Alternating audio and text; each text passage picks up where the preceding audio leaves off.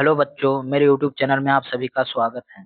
बच्चों, आज की वीडियो में हम लोग क्लास 10th के मैथ का सिलेबस देखने वाले हैं। तो आइए देखते हैं, स्टार्ट करते हैं कि क्लास 10th के मैथ में कितने चैप्टर पढ़ने हैं। तो क्लास 10th के मैथ में टोटल 15 यानी 15 चैप्टर पढ़ने हैं, जिसमें से पहला जो चैप्टर है वो है वास्तविक संख्या यानी रियल नंबर। और सेकंड जो चैप्टर है वो है बहुपद यानी पॉलिनोमियल्स। और थर्ड जो चैप्टर है दो चर वाले रैखिक समीकरण युग्म, जिसे हम लोग इंग्लिश में pair of linear equation in two variables कहते हैं। और चौथा जो चैप्टर है द्विघात समीकरण यानी क्वाड्रेटिक इक्वेशन। और पांचवा जो चैप्टर है समानांतर श्रेणी यानी अर्थमेटिक प्रोग्रेशन। और छठा जो चैप्टर है त्रिभुज, जिसे हम लोग ट्रायंगल्स कहते हैं। और सातवां जो चैप्टर है वो है निर्देशांक ज्यामिति यानी कोऑर्डिनेट ज्योमेट्री। और चैप्टर नंबर 8 जो है उसमें हम लोग को त्रिकोणमिति यानी ट्रिग्नोमेट्री पढ़ना है। और नौवां जो चैप्टर है वह है त्रिकोणमिति के अनुप्रयोग यानी सम एप्लीकेशंस ऑफ ट्रिग्नोमेट्री, या ऊंचाई और दूरी भी कह सकते हैं, यानी हाइट एंड डिस्टेंस भी साथ में इसमें पढ़ेंगे। चलिए, यहाँ हम लोग 9th चैप्टर तक देख लें। उसके बाद 10th जो चैप्टर है उसमें हम लोग को सर्कल पढ़ना है। और 11वां चैप्टर रचना यानी कंस्ट्रक्शन। और 12वां जो चैप्टर है वह है वृत्त से संबंधित क्षेत्रफल यानी एरिया रिलेटेड टू सर्कल। और 13वां जो चैप्टर है वह है पृष्ठीय क्षेत्रफल और आयतन यानी सरफेस एरिया एंड वॉल्यूम। और 14वां जो चैप्टर है वह है सांख्यिकी यानी स्टैटिक्स। और लास्ट जो चैप्टर है यानी 15वां वह है प्रायिकता यानी प्रोबेबिलिटी। तो क्लास 10th में हम लोगों को 15 ही चैप्टर पढ़ना है, जिसमें से पहला जो चैप्टर है वह वास्तविक संख्या है। तो आइए स्टार्ट करते हैं वास्तविक संख्या को। तो वास्तविक संख्या को हम लोग स्टार्ट करेंगे। तो वास्तविक संख्या में जैसा कि आप देख रहे हैं यहाँ पे कि वास्तविक संख्या यानी रियल नंबर। रियल नंबर किसे कहते हैं? तो वास्तविक संख्या यानी वे संख्याएं जिसका वास्तविक मान होता है, जिन्हें हम लोग संख्या रेखा पे क्या कर सकते हैं, प्रदर्शित किया जा सकता है, उसे ही हम लोग क्या कहते हैं, वास्तविक संख्या कहते हैं। या तो दूसरे भाषा में बोलें तो परिमेय संख्या और अपरिमेय संख्या, दोनों के संग्रह को ही हम लोग वास्तविक संख्या कहते हैं। और वास्तविक संख्या को समझने से पहले हम लोग कुछ अन्य संख्याओं के बारे में भी जानकारी हासिल करेंगे।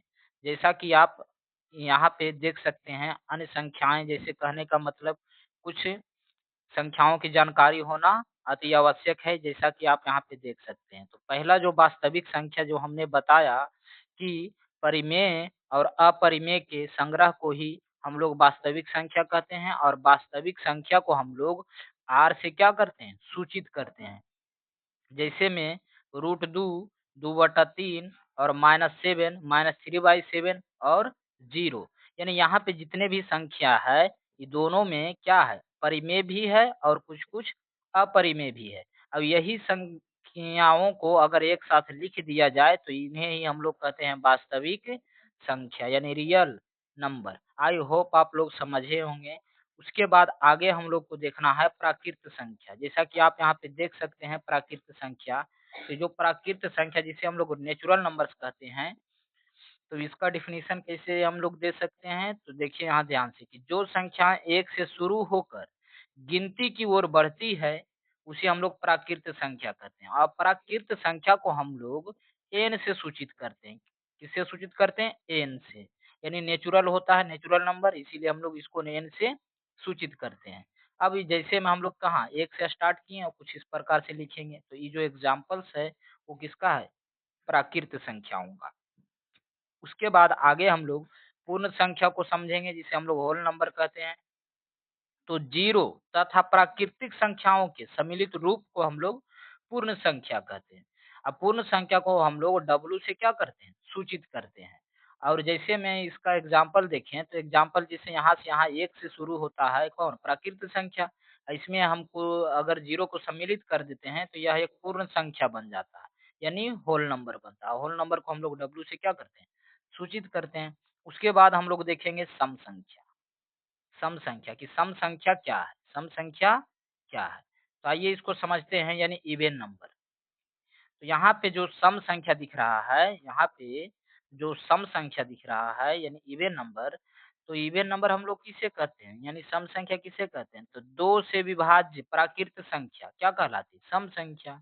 मतलब जो प्राकृत संख्या 2 से विभाज्य हो जाती है उसे हम लोग क्या कहते हैं? सम संख्या।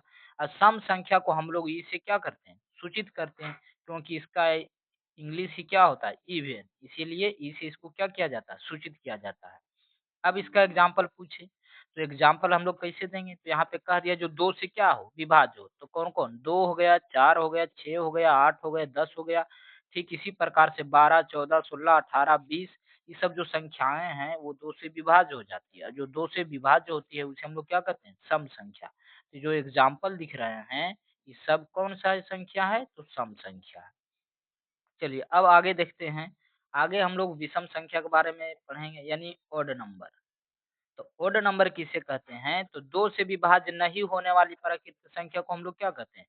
विषम संख्या कहते हैं। मतलब जो 2 से क्या विभाज्य ना हो, और इसे हम लोग जी-ओ से क्या करते हैं? डिनोट करते हैं, यानी सूचित करते हैं। इसका अगर एग्जाम्पल पूछें तो हम किस प्रकार से दे सकते हैं? 1, 3, 5, 7, 9, क्योंकि ये सारी जो संख्याएँ हैं वो 2 से विभाज्य नहीं होती है, इसीलिए हम लोग इसे विषम संख्या कहते हैं। चलिए आगे हम लोग देखते हैं अभाज्य संख्या को। किसके बारे में पढ़ेंगे? अभाज्य संख्या। तो ये जो अभाज्य संख्या जिसे हम लोग ऋण संख्या कहते हैं, तो अभाज्य संख्या यानी ऋण संख्या हम लोग किसे कहते हैं? इसे हम लोग इंग्लिश में प्राइम नंबर कहते हैं। तो एक से बड़ी प्राकृत संख्याएँ जो एक या अपने आप को छोड़कर किसी संख्या से विभाज्य ना हो। मतलब यहाँ पे हम लोग देखते हैं, कहता है कि एक से बड़ी प्राकृत संख्या, यानी एक से बड़ा होना चाहिए और एक या अपने आप को छोड़कर किसी संख्या से विभाज्य ना हो। मतलब एक और अपने आप से विभाज्य हो, उसके अलावा किसी से विभाज्य ना हो, तो उसे हम लोग अभाज्य संख्याएँ कहते हैं। अभाज्य संख्याएँ जैसे 2 हो गया, 3 हो गया, 5, 7, 11, 13, 17 ये सारी जो संख्याएँ हैं, एक और अपने आप के अलावा किसी से विभाज्य नहीं होती। अब यहाँ पे याद रखिएगा सबसे छोटी अभाज्य संख्या कौन होगी? तो 2 होगा। ठीक उसी प्रकार से यौगिक संख्याएँ में देखते हैं, यौगिक संख्याएँ यानी जिसे हम लोग कंपोजिट नंबर कहते हैं, तो वे संख्याएँ जो एक या अपने आप को छोड़कर किसी दूसरी संख्या से भी क्या हो जाए? विभाज्य हो जाए, तो उसे हम लोग यौगिक संख्या कहते हैं या तो भाज्य संख्या कहते हैं। अभाज्य संख्या का एग्जाम्पल हो जैसे में 4, 6, 8, 9, 10, 12, 14 ये सारी जो संख्याएँ हैं, एक और अपने आप के अलावा किसी दूसरी संख्या से भी विभाज्य हो जाती है। इसीलिए इसे हम लोग क्या कहेंगे? यौगिक की संख्या या तो भाज्य संख्या कहते हैं। आगे देखते हैं यहाँ पे सहभाज्य के बारे में हम लोग को उतना पढ़ना नहीं है। यहाँ पे हम लोग पूर्णांक के बारे में समझते हैं, यानी इंटीजर के बारे में। तो प्राकृत संख्याओं के संग्रह को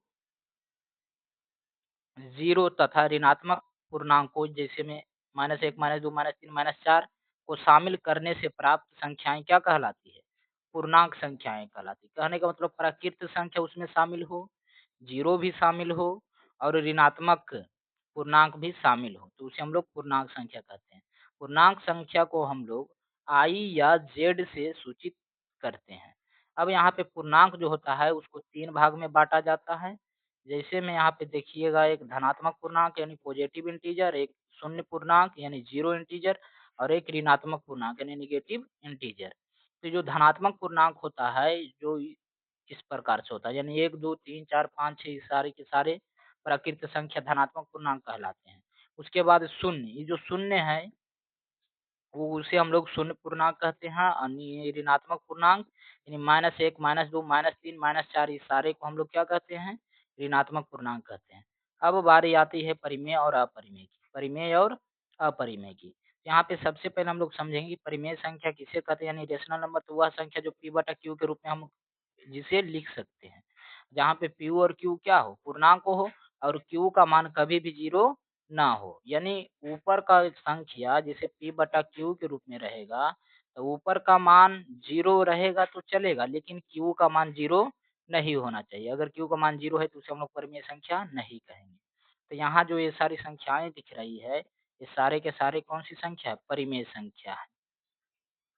अब भिन्न यानी फ्रैक्शन, तो वह संख्या जो P/Q के रूप में हो, जहाँ p तथा q पूर्णांक है और q का मान 0 के बराबर ना हो, तो उसे हम लोग क्या कहते हैं, भिन्न यानी फ्रैक्शन कहते हैं। जैसे हम यहाँ पे इस प्रकार से बटा के रूप में है, ये सारे के सारे क्या कहलाएंगे, फ्रैक्शन कहलाएंगे। क्या कहलाएंगे, फ्रैक्शन कहलाएंगे। यहाँ पे अपरिमेय के बारे में पढ़ते हैं, तो जैसा कि आप यहाँ पे अपरिमेय संख्या के बारे में पढ़ेंगे यानी रेशनल नंबर, तो उस संख्या को अपरिमेय संख्या कहते हैं जो p बटा q के रूप में नहीं लिखा जा सकता है, और जहाँ p और q जो है वो पूर्णांक होगा और q का मान 0 नहीं होना चाहिए।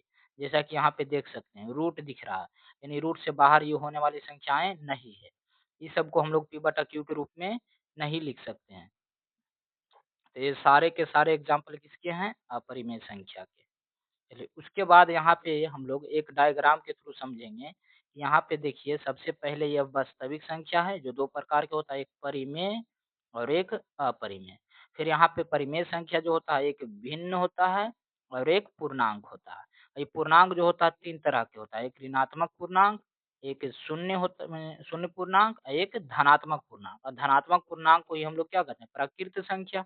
जो प्राकृत संख्या होती है वो कितने प्रकार की होती है, दो प्रकार के, एक सम संख्या और एक विषम संख्या। सम संख्या और दूसरा विषम संख्या। चलिए आज का क्लास यहाँ